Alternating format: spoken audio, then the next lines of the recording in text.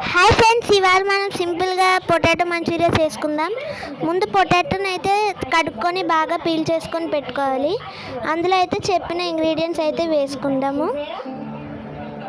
ఉప్పు, కారం టేస్ట్కి తగ్గ వేసుకోండి. గరం మసాలా, 2 స్పూన్ల మైదాపిండి, 1 స్పూన్ శనగపిండి వేసుకున్నాక బాగా కలుపుకోండి.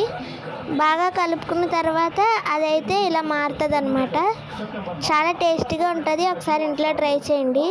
దాన్ని అయితే ఇలా బాల్స్లో చుట్టుకోవాలి. చుట్టుకున్న తర్వాత వేడివేడి ఆయిల్లోనైతే ఫ్రై చేసుకోవాలి. టేస్ట్ అయితే చాలా బాగుంటుంది గైస్, ఒకసారి ట్రై చేయండి.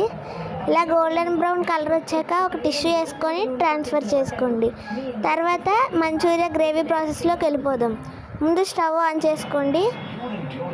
ఆయిల్ అయితే వేసుకోండి. ఆయిల్ వేసుకున్న తర్వాత తరిగిన ఉల్లిపాయ ముక్కలు అయితే వేసుకోండి. పచ్చిమిరపకాయ ముక్కలు, వెల్లుల్లిపాయ అయితే మీకు టేస్ట్కి తగ్గ అయితే వేసుకోండి.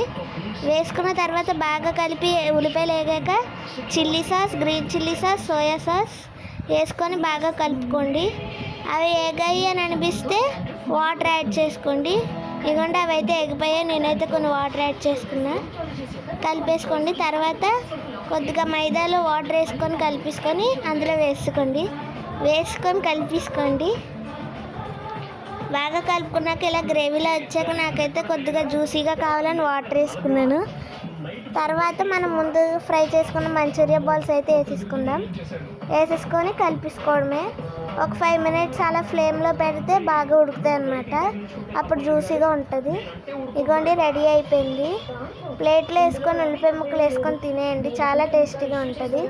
అలాగే అందరూ వీడియోస్ చూస్తున్నారు కానీ సబ్స్క్రైబ్ చేయట్లేదు, సబ్స్క్రైబ్ చేసుకోండి.